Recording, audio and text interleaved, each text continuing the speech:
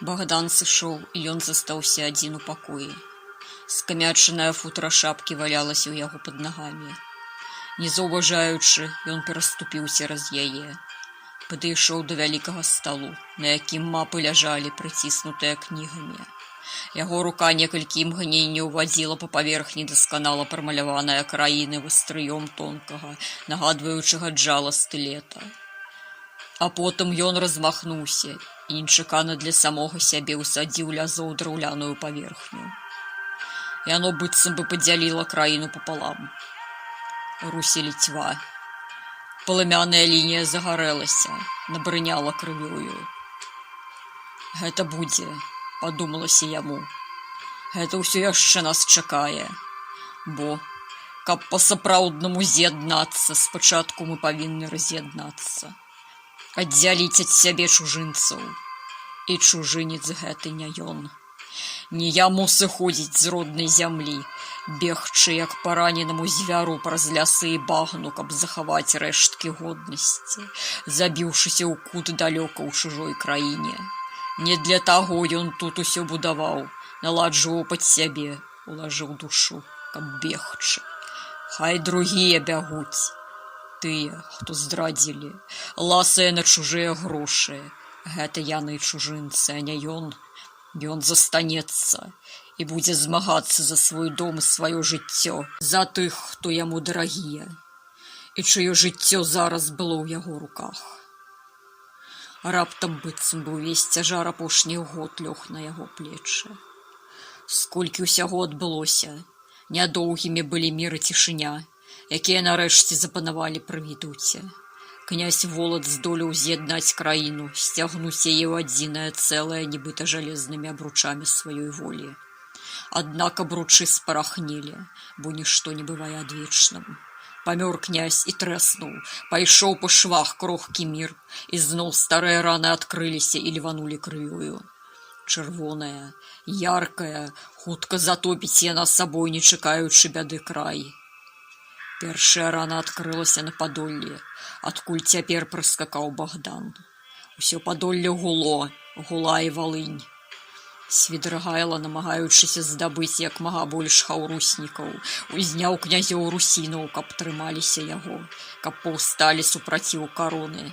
Нагадваў аб былым уціску, несправядлівасцях, крыўдах, якія таіліся здаўна. Асабліва адчувальнымі ж былі пытанні веры, якія адлюстраваліся ў гарадзельскай уніі, пазбаўляўшы праваслаўных правоў займаць вышэйшыя пасады. Каталіцкая рымская вера была абраная і Ягайлам і Вітаўтам як адзіная дзяржаўная для ўсяго літоўскага, русінскага і жамойцкага краю. І калі новаахрышчаныя паганцы не мелі нічога супраціў касцёлу, то рускія князі, якія з даўніх год трымаліся старога грэцкага абраду, не хавалі абурэння. Вера праваслаўная і сапраўды пусціла тут доўгія карані, мела багатую абраднасць і традыцыі. Мова руская здаўна была мовай дзяржаўнай, распаўсюджанай у краіне шырэй за лацінскую, польскую і іншыя. Так павялося са старых часоў, што і першыя літоўскія князі, як і сам Вітаўт, хрысціліся па праваслаўнаму чыну. Праваслаўнымі былі Альгерд і сам Ягайла, які ў дзяцінстве быў хрышчоным пад імем Якаў. Рускія князі не далі Гедыміну абраць каталіцтва, ды той нядужа і намагаўся, як і Кейстут, і абодва памёрлі паганцамі. Альгерд жа вока сваё паклаў на ўсход, паставіўшы мэтай вызваліць гэтыя землі ад тыраніі Арды, і дасягнуў поспехаў, падпарадкаваўшы сваёй уладзе Смаленск, адкуль хадзіў на Маскву. Таму праваслаўе было для яго натуральным і жыццёва важным выбарам. Але ж цяпер час змяніўся. Вітаўт здолеў пашырыць краіну па-за межы, куды працягнулася Альгердава рука, падпарадкаваўшы Вязьму, Каложу, Бранск, Мцэнск, Казельск, замацаваўшыся ў землях чарнігаўскіх, кіўскіх, падольскіх, валынскіх. З'яднаўшыся ў хаўрустве рычамі, пашырыўшыся далёка па-за межы смаленскай зямлі, і на ўсход, і на поўдзень, на поўначы ж праз Жымайцію, дасягнуўшы берагоў Варажскага мору. Але ж у моцы краіны, створанай Вітаўтам, хавалася і яе слабасць. Яе вялізныя памеры рабілі край надта ўразлівым для суседзяў, якія намагаліся вярнуць тое, што страцілі, а яшчэ не горш было б і разжыцца новым. Усе памежныя землі наогул былі спрэчнымі, не набыўшы трываласць той старой Ліцьвы, якой былі Гародня, Ліда, Новаград, Трокі і Вільня, Крэва ды іншыя гарады на паўночным ды паўднёвым захадзе. Сэрцам краіны была Ліцьва, якая, аднак, апіралася на моцныя ногі ды трывалыя рукі русінскіх княстваў. Так, смаляне значна дапамаглі ў ходзе грунвальдскай бойкі. Неаднойчы меч рускіх князёў падаў на пухнатыя шапкі ды вострыя шаломы Арды. Разам з літоўцамі біліся русіны і з лівонцамі і з тэўтонамі.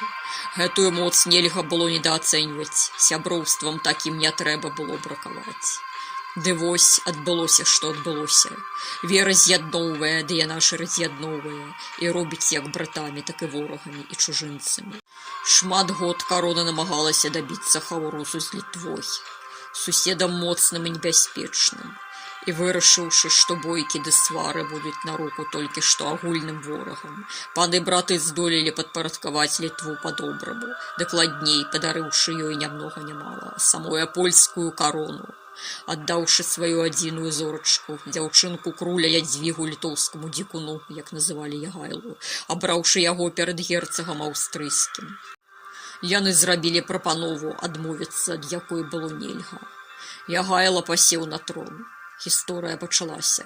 Агульная гісторыя дзвюх краінаў, поўная перамог і паразаў. Горы і радасці, спрэчак і братанняў, і так на доўгія гады, за якія было ўсё. Не было толькі аднаго – роўнасці, бо ж карона мела моцны ўплыў, тым больш небяспечны, што ён не быў прымусам. Ліцьву праглыналі паступова, і гэта ёй падабалася. Баляваць у польскіх палацах было значна весялей, чым у суворых літоўскіх замках. Праз Польшчу ляжаў шлях далей, да краінаў багатых, дзе была і асвета, і навука. Рым вабіў і веліччу абраду, і магутнасцю сваёй улады, якой падпарадкоўваліся найбуйнейшыя каралі, і мовай, блізкай да старой літоўскай, і радством кроўным, якое мясцовая знаць адчувала з даўніх часоў. Рым быў маці, касцёл быў бацькай, і таму былыя літоўскія дзікуны радасна прымалі яго абдымкі. Праваслаўе ж стала слабым. Падточанае ардой, яно не мела і малой часткі той моцы, якой мог пахваліцца Рым.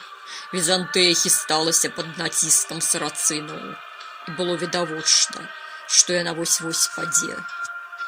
Канстантынопаль быў ледзь жывы, Масква ж ляжала пад ардой. Трымацца за праваслаўную веру было вар'яцтвам. Ён разумеў гэта. Усе разумелі гэта. Павярнуць і той бок Ліцьве было немагчыма. Разам з Масквой атрымоўваць ярлыкі на княства ад ханаў. Што тады застаецца? Хістаючыся калос Візантыі і атрымаць наймагутнейшага ворага ў твары папежу. Як яны сабе гэта ўяўляюць? Колькі разоў ён размаўляў з імі, гэтымі упартымі апантанымі русінамі, і толькі чуў ад іх. Нашая вера, нашыя звычаі, старыя, ад дзядоў мы павінны трымацца. Ён запытваў, трымацца чаго? І чуў адзіны адказ ізноў. Ад дзядоў павінны вера. Патлумачыць лагічна яны яму не маглі. У чым вера? Бог, ён жа адзіны Бог. Якая розніца, як вы будзеце яму маліцца? На лацінскай ці рускай мове. Але ж апошняе было для іх надта важным. І гэта яшчэ можна было зразумець, бо страціць мову – гэта як страціць душу, страціць свае кнігі, свае накопленыя за стагоддзі веды. Але ж Вітаўт прапаноўваў унію, і нічога не трэба было б мяняць. Ды тут нічога не атрымалася. Заўпарціліся, паўсталі сцяной. Усе рускія папы ўзняліся. Як гэта унія? Трымацца веры, не скарацца схізматыкам. Канстантынопаль спарахнелы, ледзь дышачы на ладан, падліваў масла ў агонь. Канешне ж, гублялі апошнюю ладу. Хутка ён канчаткова ляжа пад асманскую пяту, і з чым ані застануцца. Усё роўна прыйдзецца абіраць. Ён як у ваду глядзеў. Ведаў ён гэта розумам, адчуваннем, нейкім звярыным чуццём. Яму хацелася крычаць, трэсці іх за каўнеры раскошных, аточаных футрам сукняў. Прачніцеся, апамятайцеся, не трымайцеся за тое, што болей нельга ўтрымаць, што сыпецца праз пальцы, як пясок, за мінулае, за сыходзячае. Адкрыйцеся новаму, паглядзіце, як жывуць вакол. Адкройце вочы о свеце, дабрабыту, законам, парадку. Вучыцеся ў лепшых, каб самім стаць лепшымі з лепшых. Не, толькі качалі галовамі ў багатых футравых шапках, пасядалі ў сваіх палацах, як цеста ў залатых квашнях. Думалі, што так яно будзе заўсёды. Пакой, цішыня, старажытнасць узведзеная ў культ. Не Богу маліліся, а старым яго косткам у кайданах залатых акладаў. «Раскрыйце вочы», – казаў ён ім, – «дзе тут Бог? Бог на нябёсах, кесару кесарава, Богу Богава. Вы руйнуеце краіну і рвеце яе, як ваўкі». Яму казалі, краіну і рвуць палякі. Ён запытваў, «Вы жадаеце вайны?» І зноў, колькі іх ужо было гэтых войнаў паміж палавінамі аднаго цела, калі левая рука біла правую. Ці не лепш падставіць шчаку? Не, не лепш, не жадаем. Вітаўт сівеў ад іх, сціскваў зубы. Кідаўся паўсюль, як шалёны, не спаў начамі, усё думаў, як з'яднаць гэтых нежадаючых братэрства братоў. Унія не адбылася. Зямлю ён мог трымаць, розум жа не. Асабліва, калі трымаць было няшмат. Упартасць русінаў, якія ўчапіліся за свае старыя звычаі, вось у чым была бяда краіны. Ён пакачаў галавой. Галава была ўжо сівая. Вітаўт пасівеў раней, ходы цяжара ляглі снегам. Карона так і не ўпрыгожыла яго галаву, браты палякі не далі. З усіх бакоў браты, як ваўкі. Бедная Ліцьва. Ён сціснуў кулакі, трываў, сціснуўшы зубы колькі год. Трымаў і трываў, разам з князем і некалькімі вернымі, разумнымі паплечнікамі, жыў сядлей васку. Колькі вандровак, калі быў то наездам, дзеці раслі без яго, толькі здзіўляўся, як хутка яны растуць, як сталеюць. Яна разрывалася паміж мужам і домам, суправаджаючы яго ў вандроўках. Зяла на балях, прыёмах, дзе ўсіх уражвала сваёй прыгажосцю, зносіла ўсе цяжары вандроўчага жыцця, мяняла дамы, як сукенкі, не маючы хвіліны спакою. Яна казала, што ёй падабалася. Але ж каму можа падабацца такое цыганскае жыццё? То ў самоце, тут расціся па размоклых дарогах, начаваць у корчмах, жыць пры чужых дварах. Інакш сядзі адна, як прынцэса ў зачараваным замку. Але ж пасля таго нападу на іх маёнтак пакінуць яе ён не мог. Таму заўсёды браў з сабой. Дзеці раслі пры Вітаўтавым двары. Трокі сталі ім другім домам. Калі ж ён вяртаўся дамоў, як цудоўна гэта было. Як ён любіў свой ціхі, глухі лясны край.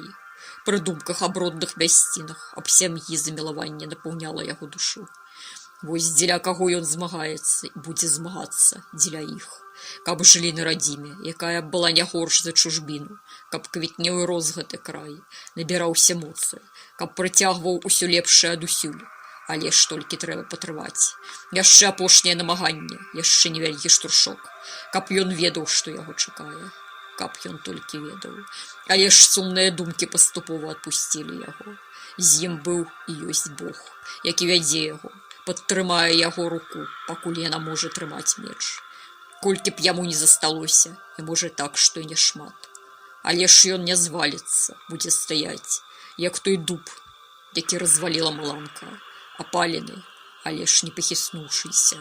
Яго зямля падтрымае яго Бог дасі яму моцы. Яго сэрца пачынала біцца раўней, болей не балела, не ціснула. Хай будзе, што будзе, а ён будзе рабіць усё, што зможа, і што не зможа, будзе рабіць таксама.